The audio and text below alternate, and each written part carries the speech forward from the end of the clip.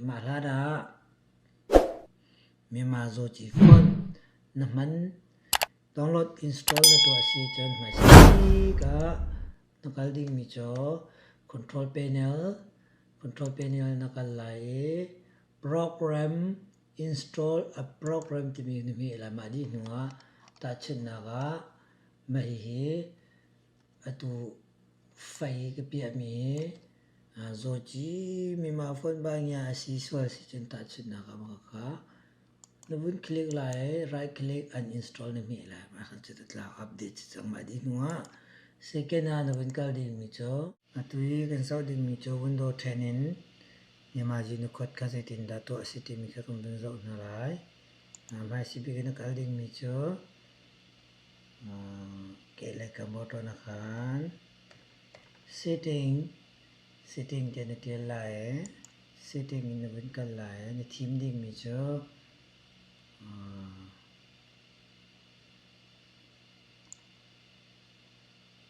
time and language thì mình có một team lại nó vẫn nghĩ lại mà khan những cái lấy cầm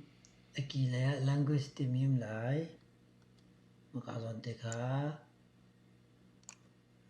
nó mình tràn lại nó vẫn nghĩ lại tăng hơn add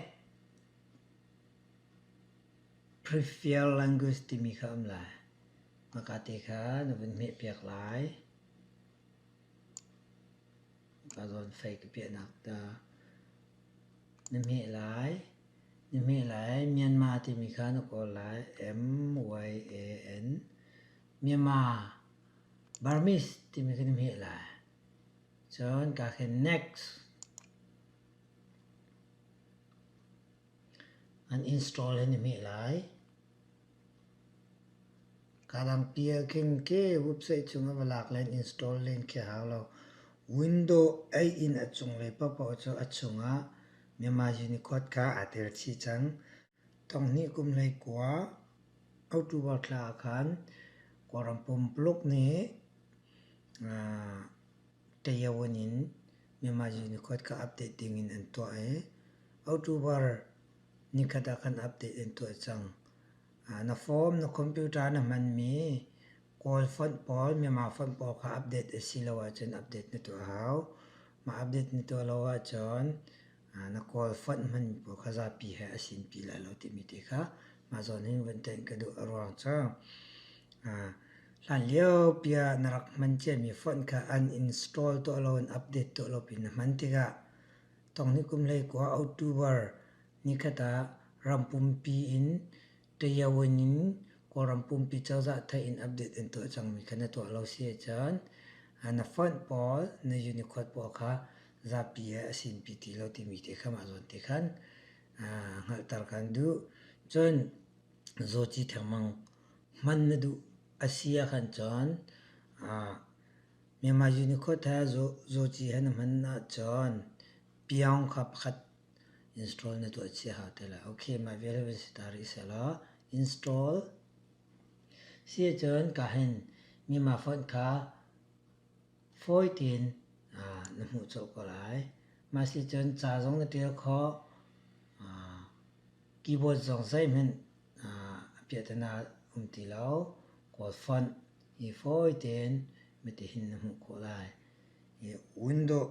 A in ở trong lấy bao chân mình mà Unicode cả chỉ đi chăng ở đằng tên là cái install to hà lo túi cho có phần cả mình có sẽ chẳng thể nạc xe chú cha chân nó window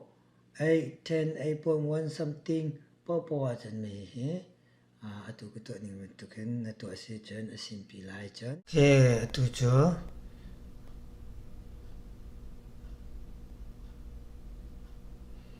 okay atu cho iPhone chunga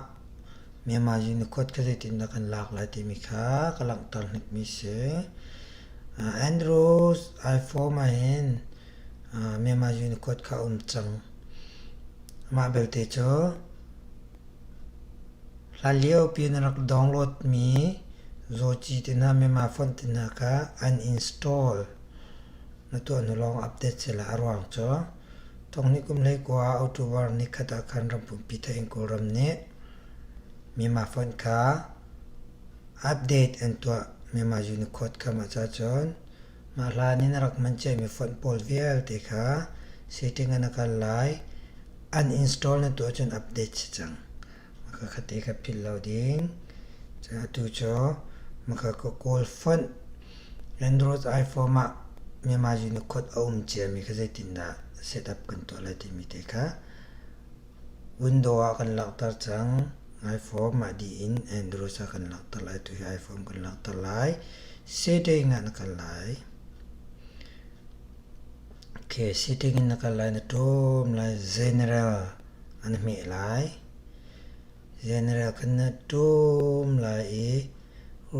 language and region ti mi kan mi lai maka khan chen kai ka cho myanmar sabar misti mi ka chang ka to chang cha khan se umlawa khan chen atang at language ti mi kan mi lai myanmar te ko la chon ni mi lai ma kha se ka myanmar sabar misti ku mi chon standard recommended la zochi mai he thlen lang mang lawa tha wi tampi na to na thlen asi chun era asiko cha so chi ni theme chun theme asina the in recommended cho chungwi me ma sabar me the se jinu ko cha ma kha default asi changa chana za check mark na to me kha default si chang kan chana za chang ma khan chun me ma sabar miska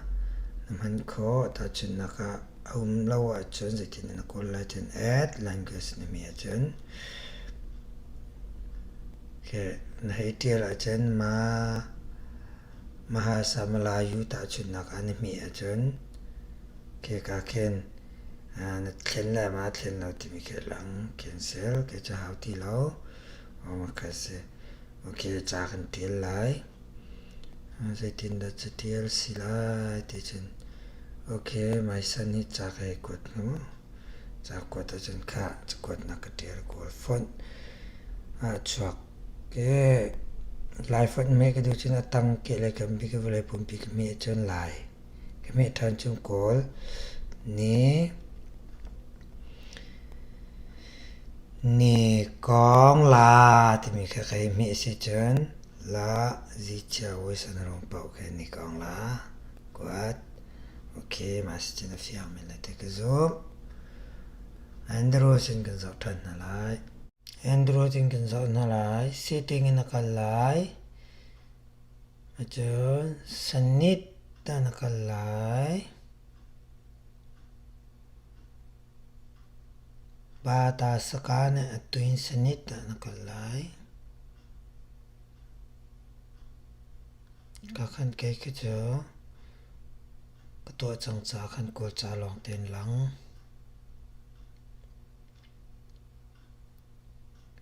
ba ta saka khan mi se chan a thlang di kala ka khan ba ta saka ne mi chan na du mi pau pa ma unicode zochi phun foi te thlen than ko de sin mi thana chan marang cha chokola chen fiang min la te ke zoom zo than na lai setting ana ka lai ma si bi ka khan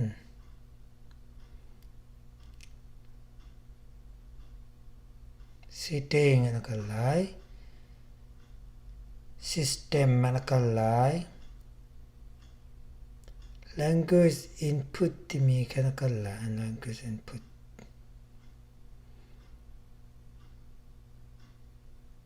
maka khan language khan